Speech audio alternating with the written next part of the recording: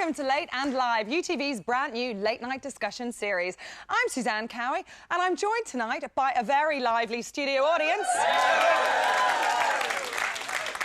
Good Lord, and a carefully selected panel who'll be delving into some of the stories and issues that we've all been talking about this week. And we want to hear what you have to say. Tonight on the show, washing their dirty linen in public.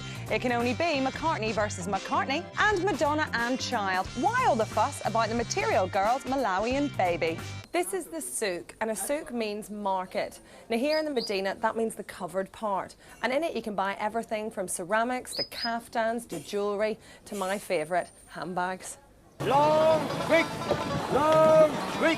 Come on! Taxi for Cowie, thank you.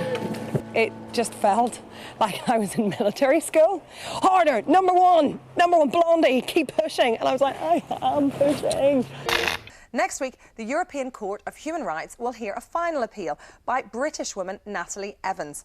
Natalie and her partner began IVF treatment when she was diagnosed with ovarian cancer, but then they split up. And Natalie is fighting for the right to use the frozen embryos to have a baby, even though her ex-partner won't give his consent. She says she's entitled to use her own fertilised eggs and wants to protect her unborn children. These cases have sparked all sorts of debate about the question of consent and the wider issue of when life actually begins. So, firstly, I'm going to ask you, Sheila, do you think that the woman should have the ultimate say in this? Actually, yes, I do. Really? In 1991, the Dangerous Dogs Order was introduced after an alarming number of attacks on pets and humans by certain types of dogs in the UK. So how come 15 years on, there are literally hundreds of illegal dogs, mainly pit bulls, living in Northern Ireland? Who's actually enforcing the law? Are any of these dogs being taken off our streets? And is enough being done to prosecute owners? Colin Mullen doesn't think so. Our reporter Suzanne Cowie is down there. Thanks, Craig. Now, I've never seen so many different types of dogs in one place in my life. There's over 100 breeds showing here. Some are quite familiar and others are a bit weird and wonderful. And the tension here is definitely mounting. Now, breast cancer is the most commonly diagnosed cancer in women under the age of 35.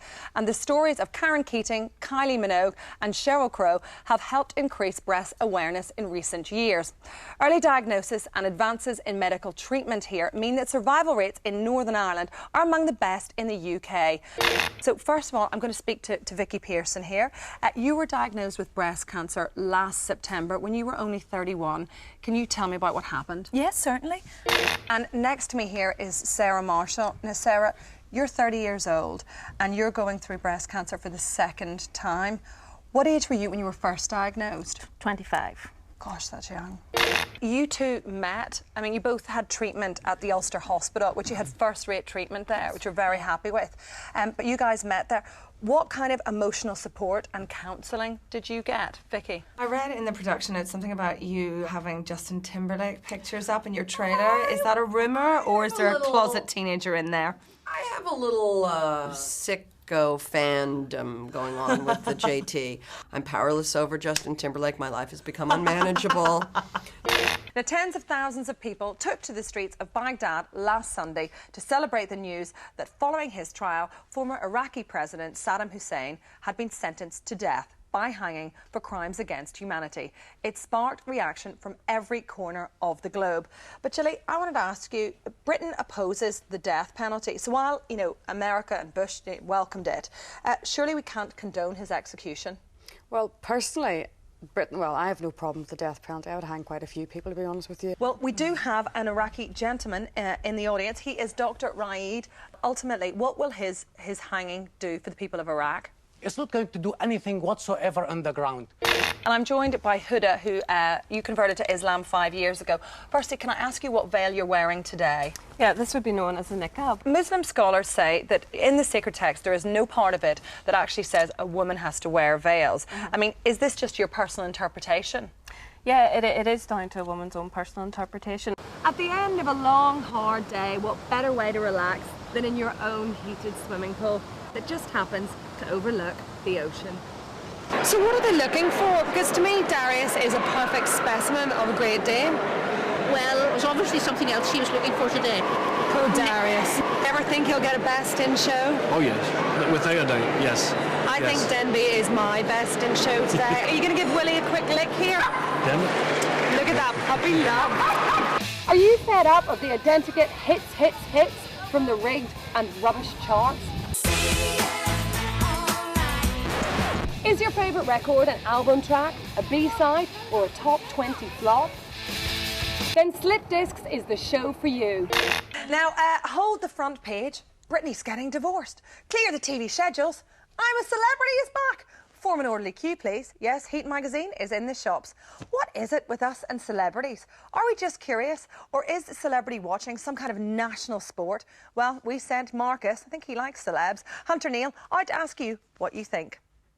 Now, the press are giving Madonna a really hard time for this, and yet, you know, the Jolie Pitts were one of the latest celebrities to have inter-country adoption. Why do you think, Eileen, they're picking on Madonna so much? I think Madonna's a very easy target.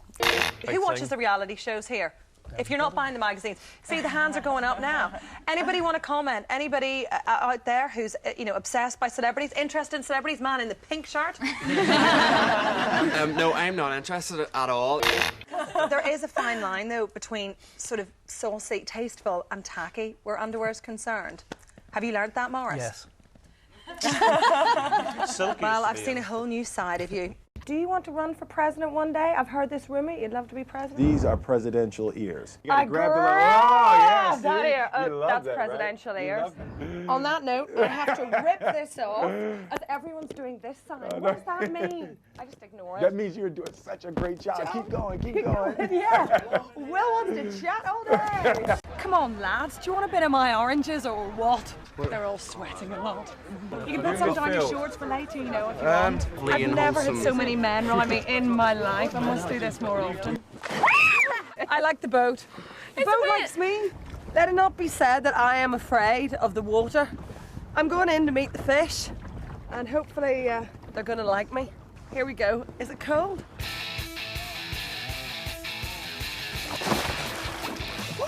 Absolutely freezing. That's it from us for this week.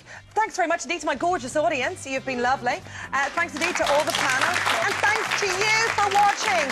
We'll be back with you at 11 next Friday for some more late and some more live. Good night.